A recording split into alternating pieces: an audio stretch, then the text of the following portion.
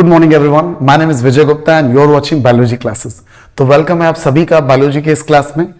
Students, आज इस video में मैं एक नया टॉपिक लेकर आया हूं जो कि है प्रोटीन सिंथेसिस। ये टॉपिक स्पेशली हमारे 12th के स्टूडेंट्स के लिए, हमारे नीट के स्टूडेंट्स के लिए और बीएससी के स्टूडेंट्स के लिए बहुत इंपॉर्टेंट होने वाला है। आपको बता दूं कि इस वीडियो से ठीक पहले मैंने एक वीडियो अपलोड किया है जेनेटिक कोड, आनुवंशिक कोड का। वो वीडियो अगर आपने नहीं देखा है तो ये वीडियो लगभग आपको समझ में नहीं आएगा। तो मैं आप सबको बता दूं कि उसका लिंक मैं आपको डिस्क्रिप्शन में दे दूंगा, वो वीडियो आप जरूर से देख लें।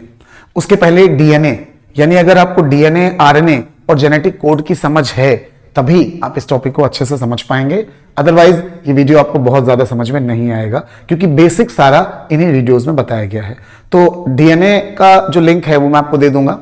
आरएनए के बारे में तो मैंने आपको इस वीडियो में भी बता दिया है, लेकिन जेनेटिक कोड आपको समझने ही पड़ेंगे।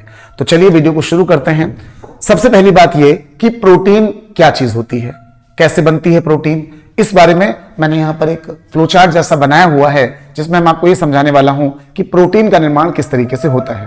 तो प्रोटीन क्या चीज होती है पहले हम ये समझते हैं। आपको पता है कि हमारी बॉडी का एक बहुत इंपॉर्टेंट कंपोनेंट होता है प्रोटीन, और प्रोटीन हमारी हर सेल के अंदर पाई जाती है। हमारी बॉडी का एक बड़ा भाग प्रोटीन से बना हुआ है। तो ये जो प्रोटीन होती है, इसी के निर्माण को हम कहते हैं प्रोटीन सिंथेसिस, यानी कि प्रोटीन संश्लेषण। अब एक और चीज आपको यहां पर समझनी है कि आपको पता है कि माता पिता से जीन्स बच्चों में आते हैं। अब मान लीजिए कोई जीन आया बच्चों में और वो जीन अपने आप को प्रकट करना चाहता है, एक्सप्रेस करना चाहता है।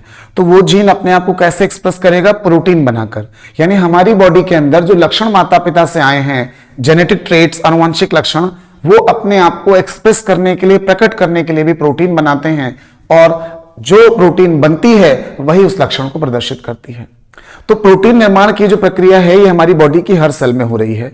तो इसको समझने से पहले हम ये समझ लेते हैं कि प्रोटीन क्या चीज होती है। तो आप यहां पर देख पा रहे हैं फ्लो चार्ट को, आइए देखते हैं। एक बेसिक बात आपको याद रखनी है इसको समझने से पहले कि प्रोटीन का निर्माण अमीनो एसिड से होता है। ठीक वैसे ही जैसे एक बिल्डिंग का निर्माण होता है छोटी छोटी ईंटों से, वैसे ही प्रोटीन का निर्माण होता है अमीनो एसिड से। तो आप यहां पर देख पा रहे हैं, इधर लिखा है एक अमीनो एसिड और इधर लिखा है दूसरा अमीनो एसिड। अब आपको बता दूं कि हर अमीनो एसिड के पास 4 ग्रुप होते हैं। जैसे ये अमीनो एसिड है तो एक ग्रुप इधर होगा, एक इधर होगा, एक इधर होगा, एक इधर होगा, यानी 4 ग्रुप होंगे। हमें यहां पर अभी सिर्फ एक से मतलब है, तो हम एक के बारे में बात करते हैं। तो पहले वाले अमीनो एसिड का कार्बोक्सिलिक ग्रुप, अभी जो COOH ग्रुप होता है इसको हम क्या कहते हैं? Carboxylic group. ये हमने दूसरा अमीनो एसिड ले लिया, इसका NH2 ग्रुप मतलब अमीनो ग्रुप। तो इस वाले अमीनो एसिड का कार्बोक्सिलिक ग्रुप और इस वाले अमीनो एसिड का अमीनो ग्रुप आपस में जुड़ेंगे। अब इस वाले अमीनो एसिड देखें तो इसका कार्बोक्सिलिक इधर होगा, उससे मतलब नहीं है, इसका अमीनो उधर होगा, उससे मतलब नहीं है। जब दो जुड़ने के लिए पास पास आएंगे तो एक का कौन सा ग्रुप इस्तेमाल होगा? कार्बोक्सिलिक COOH, और दूसरे का कौन सा इस्तेमाल होगा? NH2 यानी अमीनो ग्रुप। ये दोनों अमीनो एसिड आपस में मिलेंगे और एक बॉन्ड बनाएंगे। उस बॉन्ड को बच्चों हम कहते हैं पेप्टाइड बॉन्ड। क्या कहते हैं? Peptide bond. अब ये जो पेप्टाइड बॉन्ड होता है ये अमीनो एसिड के बीच में बनता है और इनको जोड़ता है। तो जिस तरीके से 2 अमीनो एसिड आपस में जुड़ गए पेप्टाइड बॉन्ड के द्वारा, वैसे ही यहां पर बहुत सारे अमीनो एसिड जुड़ गए हैं। किसके द्वारा? पेप्टाइड बॉन्ड के द्वारा। तो मैंने लिखा है AA मतलब amino acid, amino acid, amino acid, amino acid, और ऐसे बहुत सारे। अब इनके बीच में जो बॉन्ड बना है PB, peptide bond, peptide bond. तो इस तरीके से पूरी एक चेन बनकर तैयार हो गई अमीनो एसिड्स की, और किसकी मदद से तैयार हुई है? पेप्टाइड बॉन्ड की मदद से। तो इस पूरी चेन को हम कहेंगे पॉलीपेप्टाइड चेन, और यही कहलाती है प्रोटीन। तो ये था फ्लो चार्ट। अब इसको कैसे आप लिखेंगे कॉपी में कि प्रोटीन का निर्माण अमीनो एसिड से होता है। जब 2 अमीनो एसिड आपस में पास पास आते हैं तो एक का कार्बोक्सिलिक ग्रुप, दूसरे का अमीनो ग्रुप आपस में मिलकर एक पेप्टाइड बॉन्ड बनाते हैं। इनके इस पेप्टाइड बॉन्ड के बनने से इसी प्रकार कई सारे अमीनो एसिड आपस में पेप्टाइड बॉन्ड के द्वारा जुड़ जाते हैं, जिससे एक चेन तैयार हो जाती है, और इस चेन को हम कहते हैं पॉलीपेप्टाइड चेन, और इसी पॉलीपेप्टाइड चेन को ही प्रोटीन कहा जाता है। तो ये तो बात हो गई हमारी प्रोटीन की। अब इसके बारे में आगे बात करते हैं कि ये जो प्रोटीन है ये तो हमने समझ लिया क्या होता है।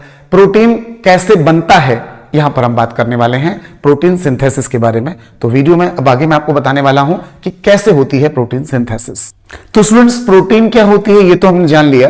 अब हम आते हैं अपने मेन टॉपिक पर, जो कि है protein synthesis.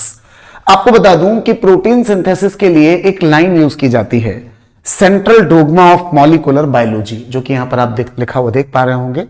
Central dogma of molecular biology, Hindi में कहेंगे आणविक विज्ञान का केंद्रीय सिद्धांत। अब इसका मतलब क्या है? तो पहले तो आप ये समझो कि ये मॉलिक्यूलर बायोलॉजी क्या चीज है। आपको बता दूं कि जो कुछ भी हम पढ़ रहे हैं ये सब कुछ बायोलॉजी की एक अलग ब्रांच में पढ़ाया जाता है जिसको कहा जाता है मॉलिक्यूलर बायोलॉजी, यानी कि आणविक विज्ञान। डीएनए और आरएनए ये दोनों क्या होते हैं? अणु होते हैं, मॉलिक्यूल होते हैं।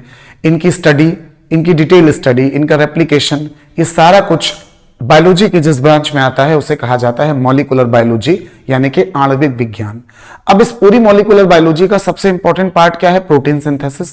तो प्रोटीन सिंथेसिस बनने के लिए जो हमें मेन फॉर्मूला चाहिए वो फॉर्मूला आपके सामने लिखा हुआ है, और इस फॉर्मूला को ही हम बोलते हैं central dogma of molecular biology. Exam में 1 या 2 नंबर में ये भी पूछ दिया जाता है कि what is central dogma of molecular biology, आणविक विज्ञान का केंद्रीय सिद्धांत क्या होता है। तो आपको ये लाइन बिल्कुल लिखनी है और इसे एक्सप्लेन करना है। क्या है आइए देखते हैं। तो होता क्या है कि हमारी प्रोटीन सिंथेसिस की प्रक्रिया 2 स्टेप्स में पूरी होती है। आपको बता दूं कि जो पहला स्टेप होता है, फर्स्ट स्टेप होता है, उसे हम कहते हैं ट्रांसक्रिप्शन। और ट्रांसक्रिप्शन में डीएनए से क्या बन जाता है? एमआरएनए। और ये प्रक्रिया न्यूक्लियस के अंदर होती है, अभी आगे वीडियो में देखेंगे हम लोग। इसके बाद क्या होता है कि ये जो एमआरएनए है ये बनाता है प्रोटीन, और इस प्रक्रिया को कहते हैं ट्रांसलेशन, यानी कि अनुवाद। अब डीएनए से क्या बना? एमआरएनए, प्रक्रिया कहलाई ट्रांसक्रिप्शन। एमआरएनए से क्या बना? प्रोटीन, प्रक्रिया कहलाई ट्रांसलेशन। और इस पूरी लाइन को हम क्या कहते हैं? Central dogma of molecular biology. अब ये ट्रांसक्रिप्शन, ट्रांसलेशन, ये 2 मेन स्टेप हो गए। किसके? हमारी प्रोटीन सिंथेसिस के। तो प्रोटीन सिंथेसिस की प्रक्रिया में 2 मेन स्टेप हैं, ट्रांसक्रिप्शन और ट्रांसलेशन। ट्रांसक्रिप्शन में डीएनए से एमआरएनए बनेगा, यह प्रक्रिया केंद्रक के अंदर होगी, न्यूक्लियस के अंदर। और एमआरएनए बनने के बाद बाहर आ जाएगा साइटोप्लाज्म, कोशिका द्रव्य में, और वहां पर वो क्या बनाएगा? एमआरएनए, प्रोटीन बनाएंगे। ये प्रक्रिया ट्रांसलेशन कहलाएगी। तो ये जो चीज आपको बताई गई, ये दोनों स्टेप अभी आगे हम डिटेल में देखेंगे किस तरीके से होता है। अब यहां पर बता दूं, ये जो वर्ड ट्रांसलेशन है ये क्यों यूज किया गया है? ट्रांसलेशन का मतलब हम सभी जानते हैं अनुवाद, और इंग्लिश में हम ट्रांसलेशन बनाते हैं। तो डीएनए ने जो एमआरएनए बनाया था तो अपनी एक अलग लैंग्वेज इस्तेमाल की थी जो कि कोड के फॉर्म में थी। उस कोड को हम जेनेटिक कोड कहते हैं, जो कि पिछले वीडियो में आप देख कर आए हैं। तो ये जो जेनेटिक कोड होते हैं ये सारे डीएनए किसको देता है? एमआरएनए को। अब एमआरएनए डीएनए के इन जेनेटिक कोड को लेकर साइटोप्लाज्म में जाता है और प्रोटीन बनाता है, और डीएनए के कोड को ट्रांसलेट करता है, मतलब अमीनो एसिड उसी के अकॉर्डिंग जोड़ता है। इसी प्रक्रिया को हम ट्रांसलेशन कहते हैं। तो ये 2 स्टेप हमारे मेन होते हैं। इन्हें आगे एक डायग्राम के माध्यम से हम समझेंगे इस पूरी प्रोसेस को डिटेल में। अभी के लिए आपने ये सेंट्रल डोग्मा बिल्कुल समझ लिया होगा। इस लाइन को बिल्कुल माइंड में फीड कर लें, क्योंकि लगातार आगे इस लाइन का इस्तेमाल होने वाला है। डीएनए से एमआरएनए, ट्रांसक्रिप्शन, और एमआरएनए से बनती है प्रोटीन, यानी कि ट्रांसलेशन। तो इसके बाद मैं बनाता हूं एक वीडियो में डायग्राम, और उसके बाद मैं आपको समझाता हूं मैकेनिज्म ऑफ प्रोटीन सिंथेसिस। तो अगर हम बात करें students mechanism of protein synthesis, यानी कि प्रोटीन सिंथेसिस कैसे पूरी हो रही है, तो 2 मेन स्टेप्स होते हैं। पहला स्टेप है ट्रांसक्रिप्शन यानी अनुलेखन, और दूसरा है ट्रांसलेशन यानी कि अनुवाद। तो आइए इसको समझते हैं। सबसे पहले ट्रांसक्रिप्शन को। आप सपोज करें कि ये पूरा बोर्ड जो मैंने बनाया है ये हमारी बॉडी की एक सेल है, और सेल के अंदर यहां पर ये क्या है? न्यूक्लियस है। अब न्यूक्लियस के आसपास क्या होता है? आपको पता है कि न्यूक्लियस के चारों तरफ एक मेम्ब्रेन होती है जिसे हम कहते हैं न्यूक्लियर मेम्ब्रेन। इसके अंदर एक लिक्विड भरा होता है जिसे हम कहते हैं न्यूक्लियोप्लाज्म, केंद्र द्रव्य, और न्यूक्लियर मेम्ब्रेन कहते हैं केंद्रक कला। अब ये जो न्यूक्लियर मेम्ब्रेन होती है ये कहीं कहीं पर टूटी होती है, जिससे कुछ पोर्स यानी छिद्र बन जाते हैं, जिन्हें हम न्यूक्लियर पोर या फिर केंद्रक छिद्र कहते हैं। ये जो न्यूक्लियर पोर होते हैं ये काफी हेल्प करेंगे, अभी आप देखोगे। तो ये मैंने आपको न्यूक्लियस का स्ट्रक्चर बताया। एक चीज रह गई कि इसके अंदर एक आप ये गोल स्ट्रक्चर देख रहे हैं, इसका नाम होता है न्यूक्लियोलस। यहां पर इसका रोल नहीं था तो मैंने आपको नाम नहीं बताया। तो ये न्यूक्लियोलस है, और इस पूरे इंटायर स्ट्रक्चर को हम क्या बोल देते हैं? न्यूक्लियस बोल देते हैं। तो ये तो सेल का न्यूक्लियस हो गया। अब बाहर का जो एरिया है वहां पर एक लिक्विड भरा हुआ है, and that is called cytoplasm, जिसे हम हिंदी में कोशिका द्रव्य के नाम से जानते हैं। अब अंदर न्यूक्लियस के और ये न्यूक्लियस के बाहर दोनों जगह पर आपको देखना है। जो हमारा पहला स्टेप होता है जिसे हम ट्रांसक्रिप्शन के नाम से जानते हैं, वो न्यूक्लियस के अंदर हो रहा है यहां पर। तो ये आप देख पा रहे हैं लिखा हुआ है ट्रांसक्रिप्शन। और दूसरा स्टेप जो है ट्रांसलेशन का, वो न्यूक्लियस के बाहर हो रहा है। तो आप यहां पर देख सकते हैं नंबर 2 लिखा हुआ है ट्रांसलेशन। तो आइए 1 बाय 1 हम देखते हैं कि ट्रांसक्रिप्शन में होता क्या है। सबसे पहले आप ट्रांसक्रिप्शन के बारे में एक लाइन समझ लें कि डीएनए से एमआरएनए बनने की जो प्रक्रिया होती है उसे हम ट्रांसक्रिप्शन कहते हैं। आई रिपीट, डीएनए से एमआरएनए बनाना है। एमआरएनए क्या है? Messenger RNA. आपने पढ़ा है 3 तरह के आरएनए होते हैं, आरआरएनए, mRNA और tRNA, तीनों का ही यहां पर रोल होने वाला है और मैं तीनों के बारे में आपको बताऊंगा। तो पहले हम बात करेंगे mRNA की। mRNA को हम कहते हैं मैसेंजर RNA यानी संदेशवाहक RNA। ये DNA से बनता है, न्यूक्लियस के अंदर बनता है। आइए देखते हैं कैसे बनता है। तो ट्रांसक्रिप्शन में हमको क्या कहना है, क्या लिखना है कि हमारे सेल में न्यूक्लियस है, न्यूक्लियस के अंदर पाया जा रहा है DNA। अब DNA में आपको पता है कि दो स्ट्रैंड होते हैं, एक इधर एक इधर। एक का डायरेक्शन होता है 3'5' और दूसरे का डायरेक्शन होता है 5'3'। इसके बाद ये खुलता है और खुलने पर इसके बीच में जो हाइड्रोजन बॉन्ड हैं जिनसे हमारे एडेनिन, ग्वानिन, थाइमिन, साइटोसिन जुड़े हैं वो मेल्ट हो जाते हैं, जिससे दोनों स्ट्रैंड अलग हो जाते हैं। अब डीएनए तो बहुत लंबा है, डीएनए का वो पार्ट जो अपनी इंफॉर्मेशन को एमआरएनए पर कोड करना चाहता है, जानकारी देना चाहता है, वही खुलेगा। मतलब पूरे डीएनए में आपने देखा इतना पार्ट खुल गया है। क्यों खुला है? क्योंकि डीएनए का यही टुकड़ा यानी डीएनए का यही जीन अपनी सूचनाओं को प्रदर्शित करना चाहता है एमआरएनए के माध्यम से, प्रोटीन बनाकर। तो इस वजह से डीएनए का ये वाला सेगमेंट खुला है। एक्चुअली यहां पर एक बात और क्लियर कर दूं, ये प्रोटीन क्यों बनती है। सपोज करिए कि माता पिता से कोई जीन बच्चे में आया, अब वो जीन खुद को एक्सप्रेस करना चाहता है, प्रकट करना चाहता है, तो वो जीन कैसे प्रकट करेगा? प्रोटीन बना के। इसका डिसीजन कौन लेगा? हमारे सेल में पाया जाने वाला न्यूक्लियस, क्योंकि न्यूक्लियस को हम सेल का ब्रेन कहते हैं। तो न्यूक्लियस डिसाइड करेगा कि कौन सी प्रोटीन बनेगी।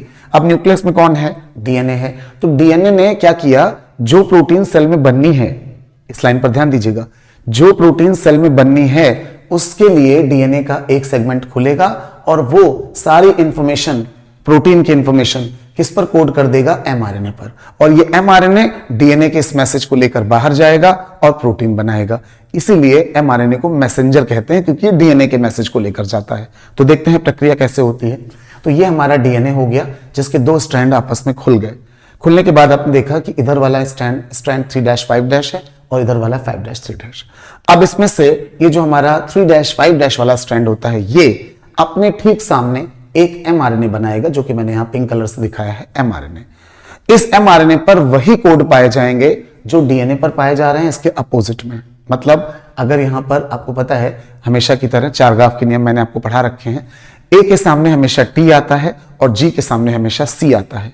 ए मतलब एडेनिन, टी मतलब थाइमिन, सी मतलब साइटोसिन और जी मतलब ग्वानिन। तो ए के सामने टी और जी के सामने सी, ये नियम हम जानते हैं। लेकिन आपको यह भी पता है कि आरएनए में टी नहीं होता यानी थाइमिन नहीं होता, उसकी जगह पर यू यानी कि यूरेसिल पाया जाता है।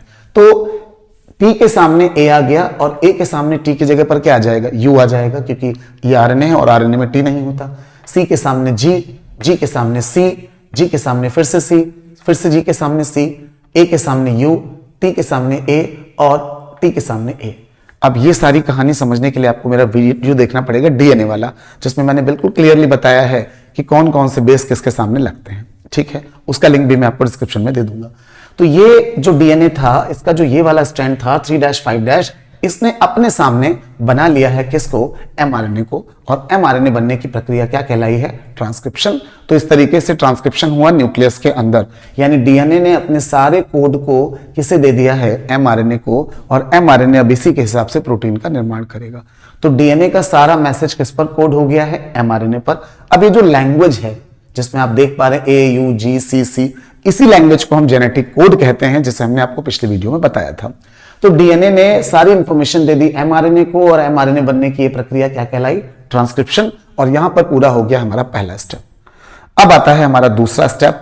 दूसरे स्टेप में क्या होने वाला है, जिसे हम कह रहे हैं ट्रांसलेशन।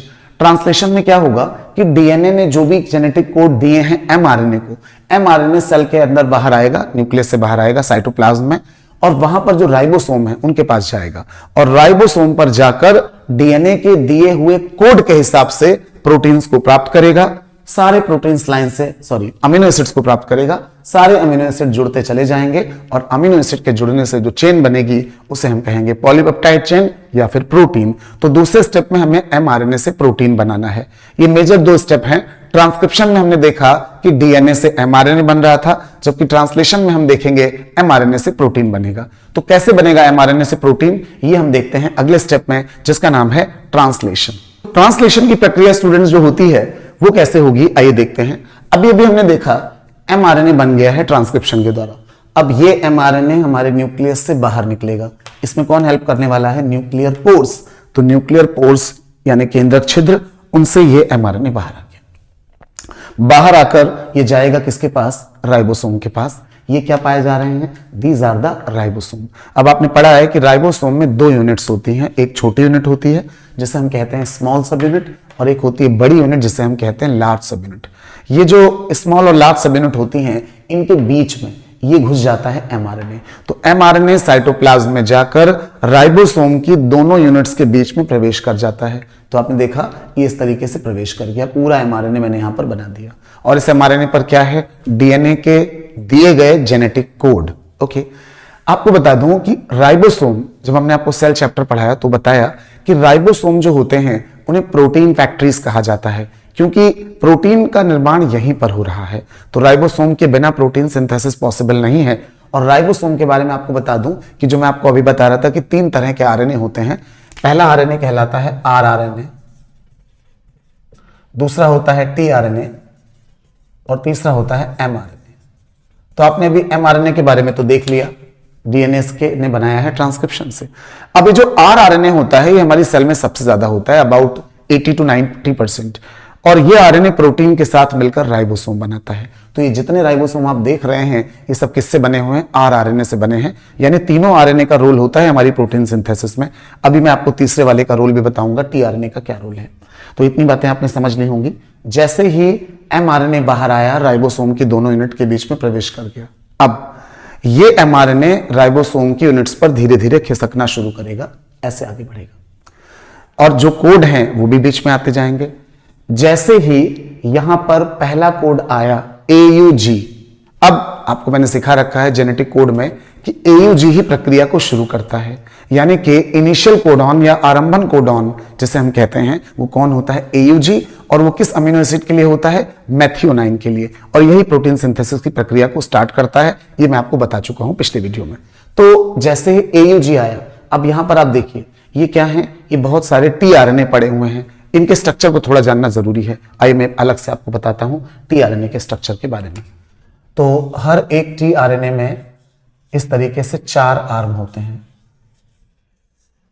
जिनमें से 3 पर आप ये गोल स्ट्रक्चर देख रहे हैं जिसे हम कहते हैं लूप। लेकिन नीचे वाले पर लूप नहीं होता, नीचे वाले पर एक्चुअली कोई ना कोई अमीनो एसिड लगा होता है। तो ये हमने एक सिंबल बना दिया किसका, अमीनो एसिड का। और यही आपने यहां पर बहुत सारे देखे हैं, तो इनके बारे में थोड़ा जान लेते हैं। सबसे पहले ये जो अमीनो एसिड जहां पर लगा है उस वाली आर्म को हम कहेंगे अमीनो एसिड आर्म। मतलब ऐसी आर्म, 4 आर्म है इसके पास, 1 2 3 4। जिस आर्म पर लूप नहीं लगेगा, लूप मतलब गोला, वहीं पर अमीनो एसिड लग जाएगा, उस आर्म को हम क्या कहेंगे, अमीनो एसिड आर्म।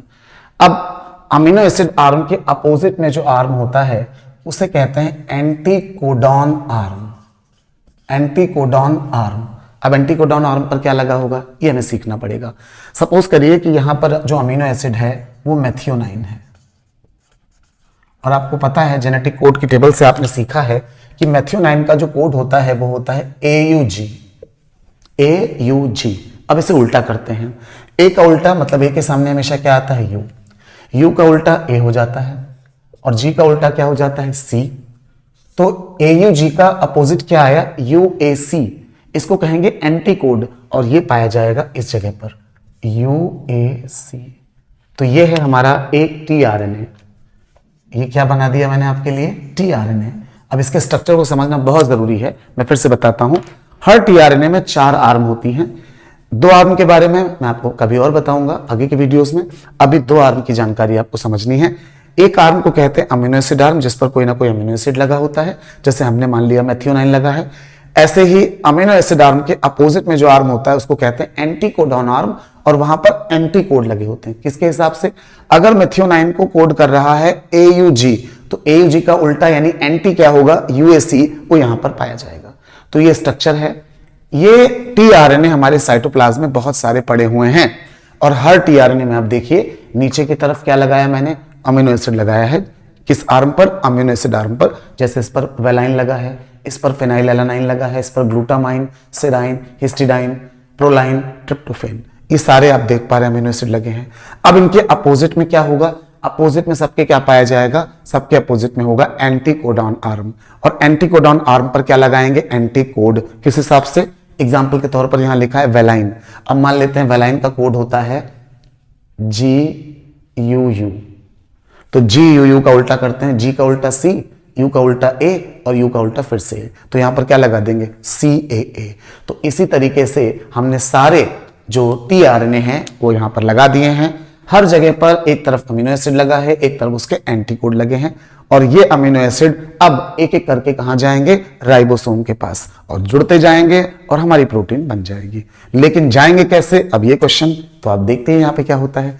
तो जैसे ही हमारा mRNA राइबोसोम की दोनों यूनिट के बीच में जाता है, वैसे ही आगे खिसकना शुरू होता है, और जैसे ही खिसकना शुरू होता है तो जब इसे मिलेगा AUG, जो कि प्रक्रिया को शुरू करने वाला है, इनिशियल कोडॉन, मैंने आपको अभी बताया, ये AUG जैसे ही आएगा तो साइटोप्लाज्म से एक ऐसा tRNA जाएगा, ये वाला, जिसके पास कौन सा अमीनो एसिड होगा, मेथियोनाइन, क्योंकि आपको पता है कि AUG किसके लिए कोड करता है, मेथियोनाइन के लिए कोड करता है।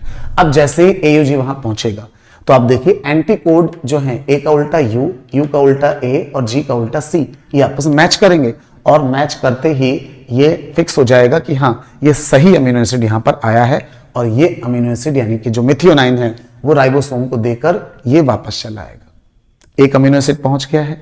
अब ये आपका mRNA फिर से आगे खिसकेगा।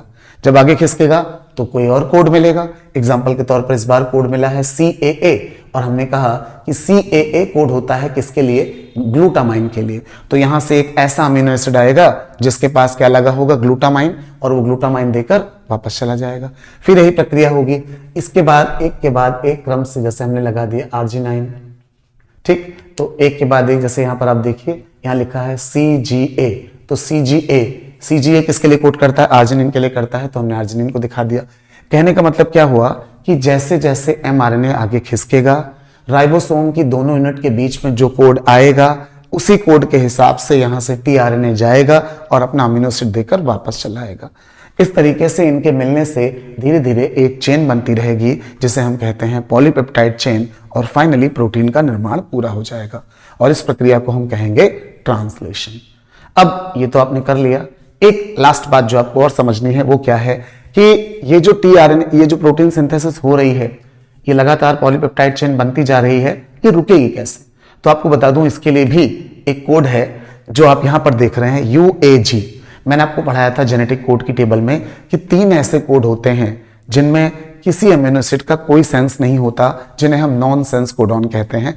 तो ये हमारा UAG उन्हीं में से एक है, इसे हम कह रहे हैं नॉन सेंस कोडॉन। मान लेते हैं कि जब ये UAG राइबोसोम की दोनों यूनिट के बीच में आ जाएगा तो यहां से कोई भी tRNA या कोई भी अमीनो एसिड नहीं जा पाएगा। क्यों? क्योंकि इसके पास किसी के लिए सेंस नहीं है। हर कोड के पास एक एक अमीनो एसिड का सेंस होता है, लेकिन इसके पास किसी के लिए सेंस नहीं है, इसलिए आप इसे नॉनसेंस कोडॉन कहते हैं। तो जैसे ही नॉनसेंस कोडॉन यहां आया, अब कोई भी अमीनो एसिड तो जाएगा नहीं क्योंकि ये तो किसी को बुला ही नहीं पा रहा है, तो वहीं पर प्रक्रिया हमारी रुक जाएगी, और इसीलिए नॉनसेंस कोडॉन को स्टॉप कोडॉन के नाम से भी जाना जाता है, और हमारी प्रोटीन सिंथेसिस की प्रोसेस यहीं पर स्टॉप हो जाएगी। और जैसे ही ये पूरी चेन कंप्लीट होगी, वहीं पर प्रोटीन सिंथेसिस पूरा हो जाएगा, और ये चेन साइटोप्लाज्म में गिर जाएगी और वही लक्षण प्रकट कर देगी जिसके लिए प्रोटीन बनाया जा रहा था। तो इस तरीके से प्रोटीन सिंथेसिस की प्रोसेस जो है वो कंप्लीट हो जाएगी। उम्मीद कर रहा हूं कि आपको मेरी सारी बातें अच्छे से समझ में आ गई होंगी कि कैसे प्रोटीन सिंथेसिस होती है। वीडियो में अगर कोई भी कंफ्यूजन आपको कहीं पर है तो बिल्कुल आप कमेंट सेक्शन में पूछिएगा, मैं आपको जरूर रिप्लाई करूंगा। साथ ही साथ ये जो पिक आप देख पा रहे हैं बोर्ड पर, इसकी पिक्चर मैं क्लिक करके आपके कम्युनिटी के ऑप्शन पे डाल दूंगा। वहां से जाकर आप अपने से नोट्स के लिए, एग्जाम के लिए प्रिपेयर कर सकते हैं। बुक्स में ये डायग्राम काफी कॉम्प्लिकेटेड बना हुआ है, मैंने इसे बहुत इजी वे में बनाया है अपने अकॉर्डिंग, तो ये आपको अच्छे से समझ में भी आएगा, और एग्जाम में एक लॉन्ग आंसर के वे में ये पूछा जाता है, तो आप जरूर से एग्जाम में इस क्वेश्चन को सॉल्व कर पाएंगे। तो चलिए मिलते हैं आगे अगले वीडियोज में और एक नए टॉपिक के साथ में। तब तक के लिए good bye, thanks for watching, have a good day.